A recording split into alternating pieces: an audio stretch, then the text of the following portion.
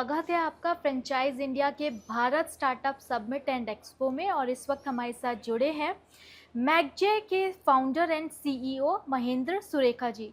सुरेखा जी, स्वागत है आपका इस पॉडकास्ट पे। धन्यवाद। सर, मैकजे के नाम से मैकजे की अगर हम बात करें तो मैक के नाम से मैक याद आता है, कंप्यूटर्स, राइट? तो आपका ये जो प्रोडक्ट है मैकजे, ये क्या प्रोडक्ट है? मैं आपको बताऊं, हम लोग घर के डॉक्टर हैं। फर्स्ट टाइम हम लोगों ने लॉन्च किया ये। Our full name is McJay a buyer's choice.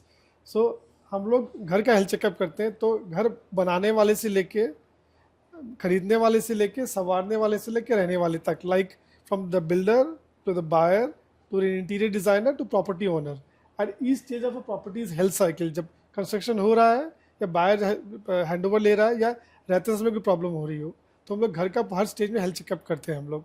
और हेल्थ चेकअप में सारी प्रॉपर्टीज़ करते हैं हम लोग, बताएं नई पुरानी, और offices, warehouses, factories, malls, hotels etcetera. Sir, इस कॉन्सेप्ट के बारे में आपने क्या सोचा, कि क्या सोच के अपने बिजनेस को शुरू किया और इसमें आगे एक्चुअली बढ़े? क्या, आई एम खुद अ पर्सन हु सफर्ड। हमने जब नया घर लिया था हमने 10 साल पहले, तो घर में it was a 2.5 CR house, and life time savings गई उसमें। हमने फर्निशिंग कराई, ब्रोकरेज दिया, फ्रिज खरीदा, कारपेट खरीदा, और 2 महीने बाद एक दीवार में दीमक आ गई, डैम्प आ गया, और 2 रूम्स हमारे पूरे बंद रहे छः ओके। 6 महीने तक।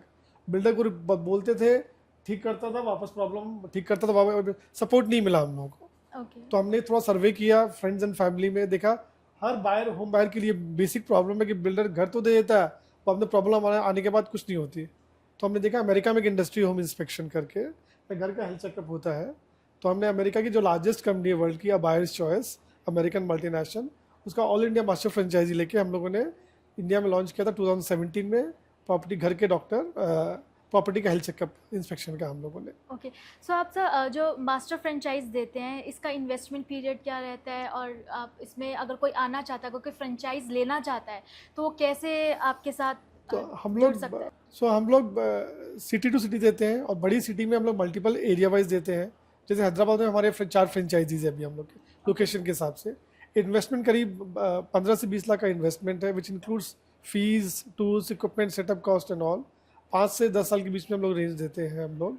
और ये ऑलमोस्ट ये आई कैन से पूरे इसमें one of the most pioneer. जैसे आप फ्रेंचाइजी लेने जाते हैं, अगर आप, तो अगर आप बर्गर लेने जाते हैं तो आपको डिसाइड करना आपको खाना है तो आपको सबवे का खाना है या आपको मैकडोनल्ड्स का खाना है। यहाँ बर्गर क्या होती है लोगों को नहीं पता।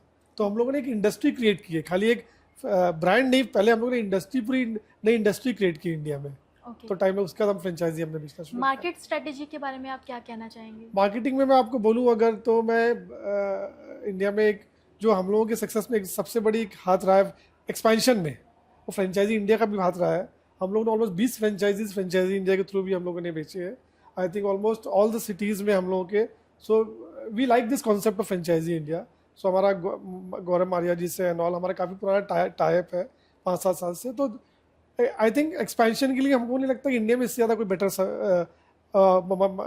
माने कोई भी टूल है जिसके थ्रू आप एक्सपेंड कर सकते हैं आप in terms of the expansion for franchise business. Okay. तो सर आप मतलब अगर यूथ के बारे में आप क्या कहना चाहते हैं, कि अगर कोई बिजनेस में आना चाहता है, अगर इस बिजनेस में आना चाहता है, तो यूथ के लिए क्या अपॉर्चुनिटीज़ आई है? थिंक फैंटास्टिक है। कोई भी अगर इंजीनियर हो, एमबीए हो, चार्टर्ड अकाउंटेंट हो, या for that matter B com graduate भी हो, और एक नई इंडस्ट्री, नई बिजनेस शुरू करना चाहता है, तो 15-20 लाख रुपए उसको उसको ये नई शुरुआत कर सकता है। और 1 साल के अंदर वो 15-20 लाख इन्वेस्ट करके वो एटलीस्ट 30-40 लाख रुपए, 1 करोड़ का अगर उसने सेल्स की अगर, तो 30 से 35 लाख रुपए की प्रॉफिट होती है उसकी। तो 100% जो ROI होता है। तो हम लोग यूथ को ही टारगेट कर रहे हैं। हम लोग बैंगलोर में हमारा यूथ है, गुवाहाटी में हमारा यूथ है, जो यंगस्टर्स है जिन्होंने एक डिग्री लेके या बीकॉम करके आए, तो we are targeting them only as a new business opportunity. ठीक है। सर, भारत स्टार्टअप समिट के बारे में क्या कहना चाहेंगे, कि कैसा आपको लगा और क्या एक्सपीरियंस आप शेयर करना I चाहेंगे? think it's a huge scale. I have come to your shows in the past also. हमने 5-7 साल पहले आपके जो प्रगति मैदान में था उसमें अटेंड किया था। Right. I think the dynamics have changed dramatically. More professionalism, scale बहुत बड़ा हो गया, and ease of procedures much better. आपका जो flow है बहुत बेटर हो गया, and as stalls and all तो बहुत end of course main thing है क्या कि यहाँ आके सबसे बड़ा ये है कि इंडिया में क्या हो रहा है, वर्ल्ड में क्या हो रहा है, आपको पता पड़ता है। अगर आप 2 घंटा अगर आप मूवमेंट करते हैं तो आपको कोई भी नई चीज़ वर्ल्ड में आ रही है, इससे बढ़िया ज्ञान के लिए अपॉर्चुनिटी नहीं है। ज्ञान के कोई भी नया बिजनेस है, मैं खुद एक बिजनेसमैन हूँ, पर मैं फिर भी देखता रहता हूँ नई कोई चीज़ अगर हो तो I be interested in buying that franchise also, कि मैं अपने फ्रेंड्स लोग को कलकत्ता में देने के लिए मैं रेडी रहता हूँ। मैं तो ये सबसे बड़ा कि नई कोई भी चीज़ आती है आपको पता पड़ जाता है कि ये शो अटेंड करके वर्ल्ड में कुछ भी आ रहा हो तो।